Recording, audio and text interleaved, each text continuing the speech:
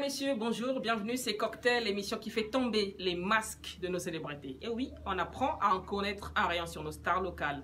L'objectif reste unique, appréhender les caractères afin de mieux cerner les personnalités. Pour ce numéro, je reçois Mariuska, la slameuse. Et oui, vous l'aurez compris, la discipline, elle la porte à bout de bras et le slam l'emmène un peu partout dans le monde. A tout de suite.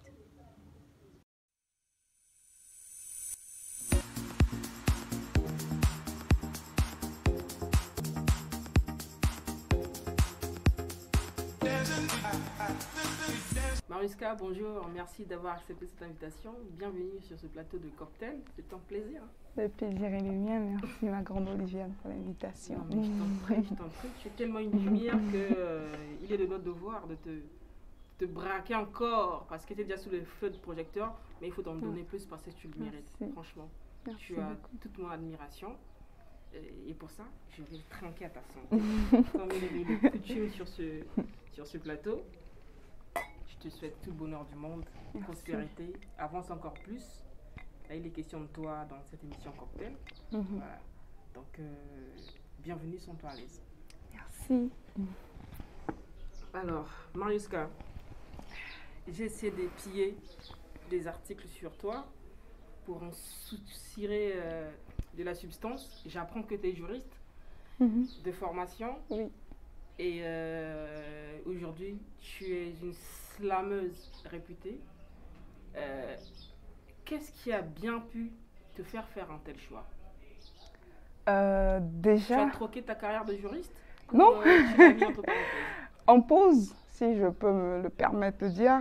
J'ai mis ma carrière de juriste en pause. Pas parce que je ne pouvais pas jongler avec les deux, mais parce que je me disais qu'il fallait que je me consacre d'abord au slam pendant une période. Parce que lorsque le slam s'est révélé à moi, c'était devenu presque impossible de pouvoir m'en passer.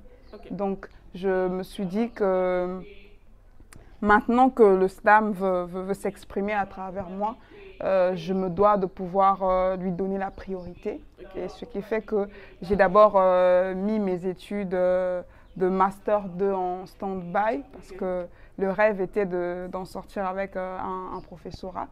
Et ça a fait que voilà, le slam a pris de l'ampleur, il commençait à gérer tout mon agenda. Et voilà. Raconte-nous un peu le premier contact avec le slam remonte à quand? Le premier contact avec le slam remonte nous sommes en 2021, remonte en 2013 avec le slammer Prodige Éveil. Très bon slammer d'ailleurs. Le meilleur de sa génération, ça c'est...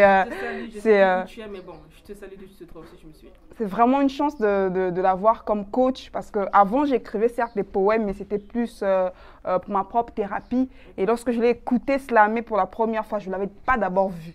Et la vie a fait qu'on s'est rencontrés dans le collectif La Compagnie Nsala.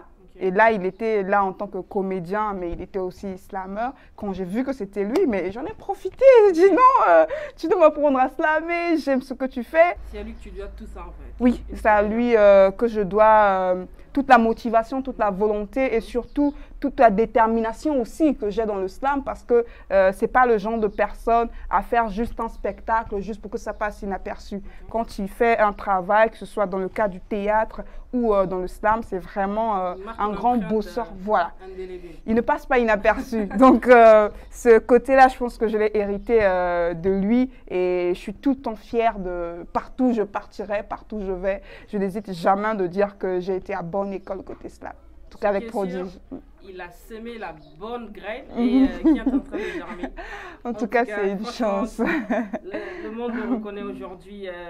Dis-moi, Mariuska, qui est derrière tes textes? Moi-même. Moi-même, j'écris toute seule mes textes. Vous savez, le slam, déjà, à la base, est une affaire de sensations, de sentiments, de vécu personnel. Et je ne pourrais pas facilement retransmettre un texte écrit par une autre personne parce que ça ne vient pas de mes veines, ça ne vient pas de mes tripes. Et c'est pour ça que chaque fois que je déclame des textes, je ne déclame que mes propres textes. que j'écris moi-même. Jusque-là, tu n'as Jusque-là, je ne déclame pas les textes d'autres personnes. Et s'il advenait que je déclame les textes d'autres personnes, je dirais forcément le nom de l'auteur. Okay. Ton slam est une poésie d'engagement. Un texte, des fois, tu as des textes virulents, des textes dénonciateurs qui émpillent les mots de la société. Est-ce que ça vient du fait que tu aies fait des études de droit, parce que tout à l'heure on évoquait ta carrière de juriste, ou simplement voilà, tu veux faire, parce qu'à la base la poésie, le slam, c'est aussi une façon d'exposer les problèmes. Est-ce que tu dois tes textes à toi au fait que tu sois d'abord une étudiante en droit? Un peu de tout ça. Je reprendrai la citation de Soli qui dit que c'est l'art qui engage. Et moi, personnellement, le fait d'avoir la casquette de juriste m'emmène dans une position où j'ai un certain regard envers la société qui ne serait peut-être pas le même si je ne connaissais pas les codes de la société à travers le droit. Mais il y a aussi le côté où, depuis toute petite, j'ai été face à beaucoup d'injustices. Et je m'étais toujours dit que moi, il faudrait que ma vie serve à quelque chose. Il ne faudrait pas que je ne vive que pour vivre ou parce que je suis déjà né. Non. Il faudrait que ma vie devienne utile aux autres. Et c'est l'unique manière pour moi, entre griffes, d'écrire mon immortalité en étant vivante. Donc c'est pour ça que chaque fois que je suis touchée par un sujet, je n'hésite pas de pouvoir donner mon opinion. Parce que, pas pour dire que je suis la première personne à donner l'opinion, mais parce que je me dis au moins que peut-être que ma voix pourrait compter pour aider X ou Y.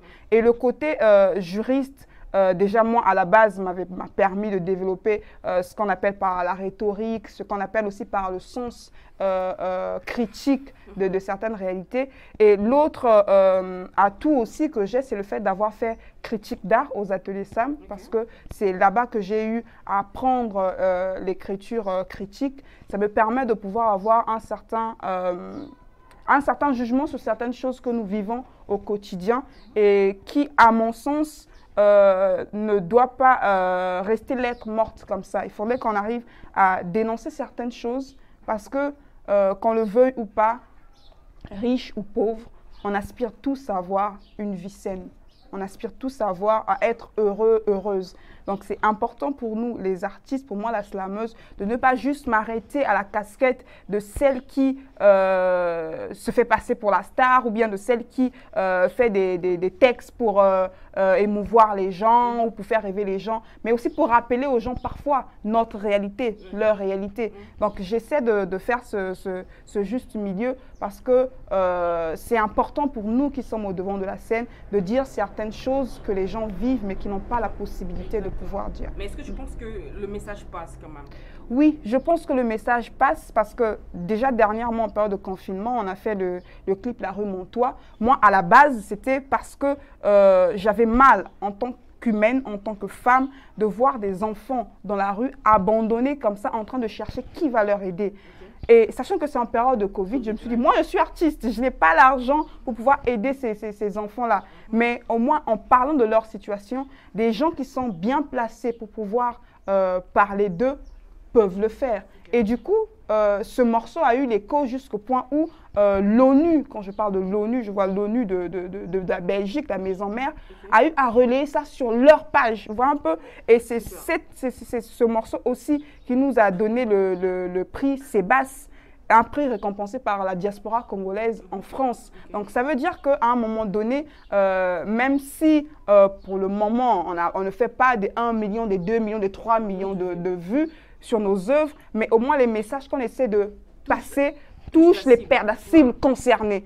Et moi je pense que c'est à travers ces retours-là que nous on sait si on est sur le bon chemin ou pas. Tu es en train d'accomplir ta mission. Oui.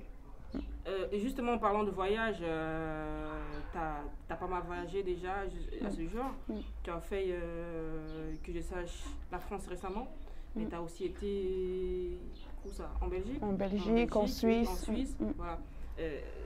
La question est de savoir, est-ce que dans ta condition de femme, il t'arrive des fois de te sentir privilégiée ou c'est juste ton talent qui jusque-là t'a emmené là? Bon, c'est un peu compliqué de répondre à ça, mais je dirais en toute humilité, il faut de tout ça pour faire une artiste ou un artiste. déjà, c'est important d'être entouré. On a beau avoir le talent ou pas du tout avoir le talent, mais si on n'est pas bien entouré, on ne pourra pas être bien conseillé. Il y a ce côté-là. Il y a aussi le côté de savoir qu'on ne peut pas réussir par soi-même. Parce qu'aujourd'hui, tous ceux qui sont sur le feu des projecteurs ne sont pas toujours les plus talentueux.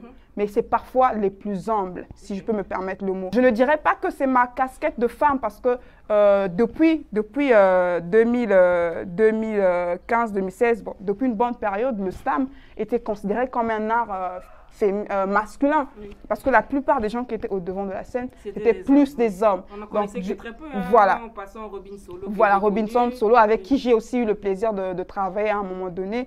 Donc, à un moment donné, c'était plus une affaire d'hommes, s'il faut le dire comme ça. Mais aujourd'hui, et la chance aussi que nous avons dans le slam, c'est que nos amis hommes nous soutiennent, tu vois.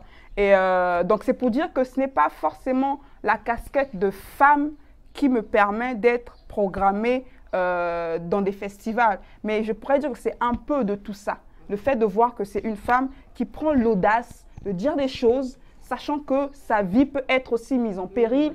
Il y a ça, il y a le fait de voir aussi que c'est une femme qui n'a pas sa langue dans sa poche. Il y a le fait de voir aussi le contenu de ce qu'elle dit. Donc, en fait, c'est un peu de tout ça qui fait que parfois, des gens prennent de leur poche pour pouvoir te programmer à des événements, faire passer tes clips dans leur chaîne sans que tu n'aies à payer.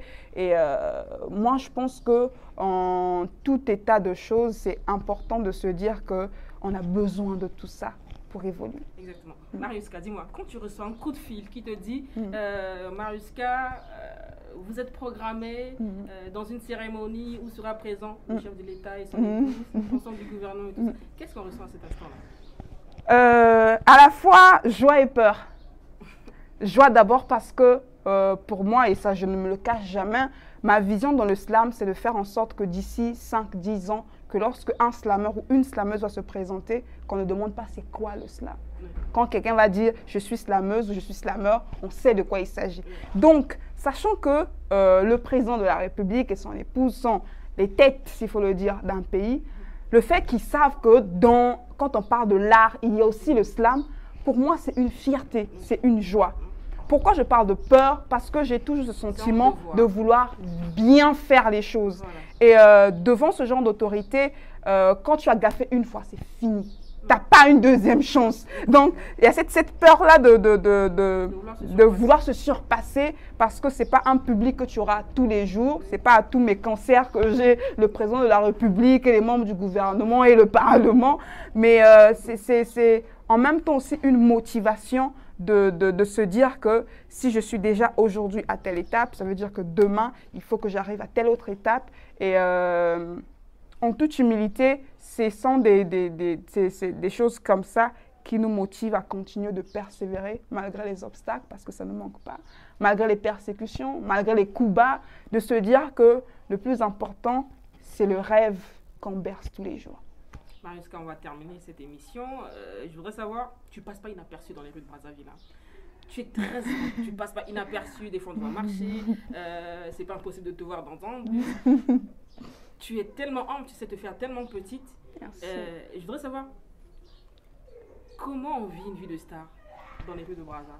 Mais je suis d'abord une artiste. Et une artiste, c'est celle-là qui vit dans sa réalité, dans son temps, dans son époque. Je ne vais pas aller emprunter 1 million, 4 millions pour m'acheter une voiture alors que mon quotidien, je n'arrive pas encore à le gérer financièrement, tu vois. Je ne vais pas aller dans cet élan de vouloir vendre un rêve que moi-même, je ne vis pas encore juste parce que je veux impressionner. Moi, ce que je veux, c'est que si les gens doivent m'accepter, moi et mon art, ils doivent le faire tel que je suis.